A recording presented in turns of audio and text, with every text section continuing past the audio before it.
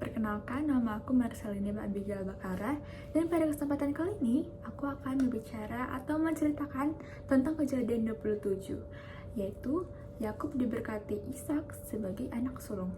Sebelum kita masuk ke Nats 27 yang hari ini akan kita bahas, pertama-tama saya ingin mengingatkan kita kembali bahwa Ishak dan Yakob mempunyai anak kembar, yaitu Esau dan Yakub. Esau sebagai anak sulung memperoleh hak kesulungannya, dan Yakub membeli hak kesulungan Esau.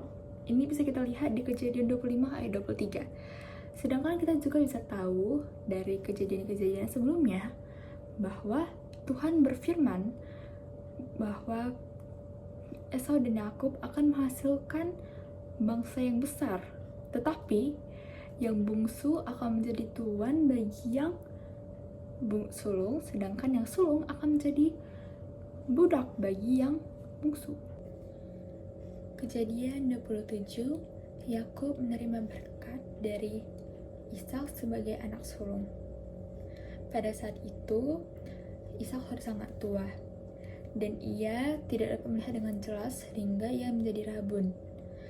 Kemudian dipanggilnya Esau, dan katanya kepada Esau bahwa ia perlu berburu dan mengolah hasil burunya tersebut menjadi makanan yang ia sukai dan ia gemari, sehingga dapat ia makan dan ia dapat memberikan berkat kepada Esau. Kemudian menurutlah Esau, pergilah ia ke padang untuk berburu, sedangkan Ribka mendengarkan semua percakapan tersebut, kemudian memberitahukannya kepada Yakub. Setelah itu diperintahkannya kepada Yakub untuk mengambil 2 kambing dari tempat kambing mereka untuk dapat ia olah, dan kemudian diberikan kepada Ishak agar ia dapat memberkati Yakub. Tetapi kemudian Yakub menyadari adanya perbedaan antara ia dengan Esau. Yakub mempunyai kulit yang licin, sedangkan Esau mempunyai kulit yang berbulu. Sehingga ia takut ketika Ishak menyadari perbedaan tersebut, itu akan mendatangkan sebuah kutukan baginya dan bukan sebuah berkat. Tetapi kemudian Ribka berkata kepadanya bahwa ia tidak perlu khawatir karena ia yang akan menanggung semua kutukan tersebut, dan Yakub hanya perlu mengambil kambing-kambing tersebut. Kemudian menurutlah Yakub, dan punyalah kambing-kambing tersebut dan diberikan kepada Ribka, lalu diolah menjadi makanan yang disukai oleh Ishak. Setelah diolah menjadi makanan yang disukai oleh Ishak, kemudian Yakub diberikan baju yang merupakan baju Esau, dan ia kemudian diberikan sebuah bulu kambing untuk membalut tangan dan lehernya. Lalu kemudian ia pergi membawa makanan yang diolah oleh Ribka dan membawa sebuah anggur untuk diberikan kepada Ishak. Setelah Ishak memakan hasil olahan makanan tersebut, kemudian diberikannya sebuah berkat kepada Yakub. Setelah diberikannya berkat tersebut, Yakub menerimanya dan ia pergi. Datanglah Esau dengan hasil olahan makanannya, hasil buruannya untuk diberikan kepada Ishak.